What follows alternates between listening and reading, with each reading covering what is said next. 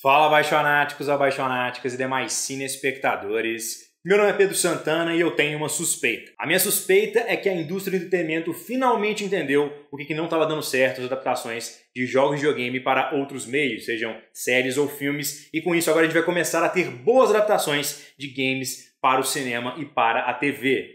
Fica aí que já eu te conto o porquê dessa minha suspeita. Mas antes, você já pensou em desenvolver jogos? Isso mesmo, ter uma carreira como um programador de jogos, alguém que cria jogos de videogame, alguém que cria jogos 2D, 3D? Se sim, eu tenho uma ótima notícia para você. Esse vídeo é um oferecimento do curso de desenvolvimento de games da Dunk Code, o melhor curso de desenvolvimento online do mercado. O curso é 100% online, com certificados válidos, tem acesso vitalício e nele você vai produzir 10 jogos 2D e 3D, desde jogos clones de Super Mario, clones de Minecraft, até mesmo jogos próprios. Vai desenvolver a sua própria engine, usar engines como a Unity, Game Maker e muitas outras. E claro, isso sem precisar saber nada previamente de nenhum software de programação nem nada. Você vai sair desse curso fluente na linguagem de programação Java. Então não perca essa oportunidade. O curso tem garantia de 30 dias, então se você não gostar da sua experiência, a qualquer momento é só mandar um e-mail pro pessoal da Dunk Code que eles te reembolsam. Então o risco é zero. Não perca essa oportunidade agora. Clicando aqui no link da descrição, você pode fazer a compra desse curso por 12 vezes de apenas R$19. É isso mesmo, o preço é barato assim mesmo.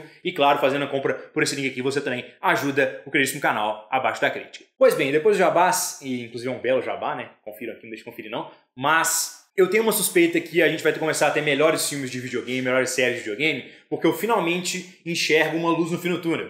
Eu acho que os estúdios, eu acho que as produtoras, eles entenderam por que nada estava funcionando nas adaptações de games para o cinema. Porque antigamente eles tentavam pegar um videogame gigante que você gasta 40, 50, 60, 200 horas jogando e reduziam uma história extremamente simplificada de 2 horas.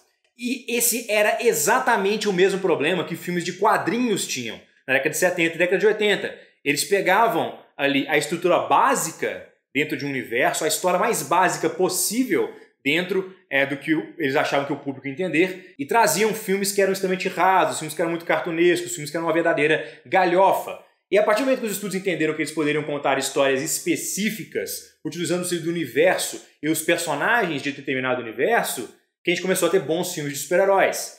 Então pensa no seguinte, os filmes do Cavaleiro das Trevas, os filmes do Christopher Nolan da trilogia do Batman, eles não necessariamente contam a história inteira do Batman. Eles contam uma fração de algumas histórias do Batman misturadas. E os filmes por si só funcionam como uma história que você não precisa ter visto nada do Batman para entender. O Batman aqui é meramente o personagem principal, é o protagonista de um universo que muita gente já conhece. Mas o filme é baseado soltamente em várias histórias do Batman. A gente não necessariamente tem uma adaptação 1 para 1. Então não adianta os estúdios continuarem fazendo adaptações como Prince of Persia, adaptações como Tomb Raider, adaptações como Mortal Kombat. Apesar desses filmes serem dos melhorzinhos dentro da gama de filmes de jogos de videogame, o problema deles é que eles parecem rasos, eles parecem sem vida. Eles não têm a mesma conexão que a gente tem com esses games. Por quê? Nos games a gente passa horas e horas e horas desenvolvendo os protagonistas, a gente faz as ações dos protagonistas, a gente descobre a história aos poucos. Então, no primeiro momento, faz sentido que os estúdios queiram reduzir aí,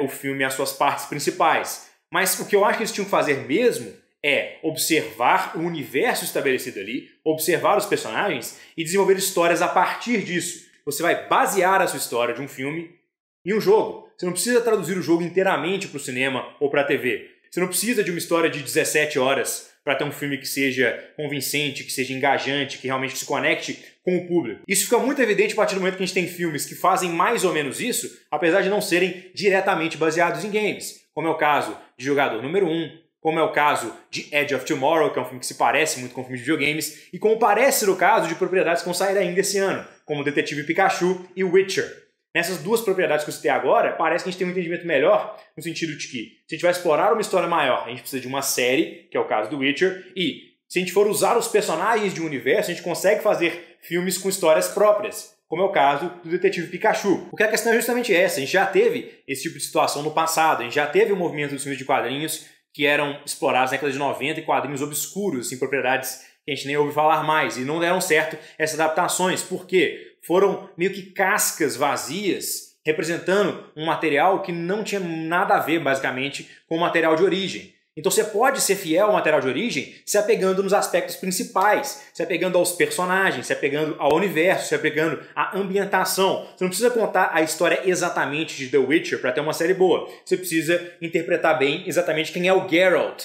Você precisa interpretar como é que funciona aquele mundo. Se a cidade de Novigrad for da hora, você contar uma história que se passa só na cidade de Novigrad com o Geralt, a galera vai gostar, porque a galera está apegada aos personagens, a galera está apegada ao universo, não necessariamente às histórias que estão acontecendo especificamente dentro dos jogos. Se você faz um bom Batman, um bom personagem do Batman, você não precisa ter uma história que já foi contada nos quadrinhos. Da mesma forma com o Homem de Ferro, ou com o Thor, e da mesma forma com a Lara Croft, ou com o Nathan Drake, ou com qualquer outro personagem principal de qualquer um dos universos que a gente pode explorar, que tem um material quase infinito para os estúdios pegarem. Então a questão é essa. Em última instância, a conexão que você tem com o filme vem a partir dos personagens, ela vem a partir da história, mas principalmente você precisa ter um ponto de referência dentro da narrativa. E o ponto de referência geralmente é um protagonista. E claro, para ter bons protagonistas, você pode pegar bons protagonistas de jogos. Mas a questão é que você não pode trazer para os cinemas e trazer para a série de TV pessoas que são esqueletos ali daqueles protagonistas, que são quase arquétipos, que são quase caricaturas. Você precisa trazer realmente os personagens como eles são dentro dos games para as telonas e para as telinhas. Então por isso, eu acho que os estúdios entenderam que as coisas não estavam funcionando e eles estão indo nessa nova direção, de pegar um universo já estabelecido, pegar os personagens dele, pegar diretores muito competentes e conseguir através disso executar uma história que seja original aos cinemas até certa medida, original às séries até certa medida, mas que represente aí boa parte dos elementos que fizeram as pessoas se apaixonarem pelos games em primeiro lugar. Então a questão é essa. É possível sim fazer boas adaptações de games para o cinema e para a televisão, porque a gente já fez adaptações de tantas outras coisas, de livros, de documentários, de histórias baseadas em fatos reais, que nem necessariamente são nenhuma outra coisa. Então não é possível assim, a gente ter uma boa leva de filmes de jogos e de séries de jogos se a gente seguir esses princípios. E eu acredito que os estúdios já estão indo nessa direção, especialmente com os materiais que eu citei, que estão saindo em 2019. Então, na próxima vez, estúdios, da próxima vez que vocês forem fazer a adaptação de um game para as telonas, não usem Assassin's Creed de exemplo. Vejam o que foi feito em Jogador Número 1. Vejam o que foi feito em Alita Anjos de Combate, que nem é um game, mas parece. Vejam o que foi feito em Edge of Tomorrow. É possível sim você fazer um filme baseado em games, você só tem que ter em mente que você não está adaptando necessariamente um game para os cinemas. Você está fazendo um filme.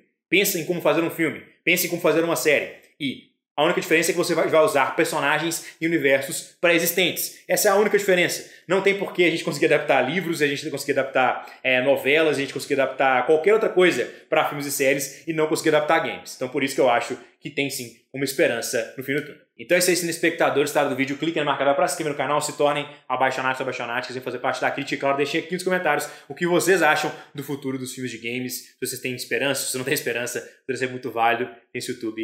Até a próxima.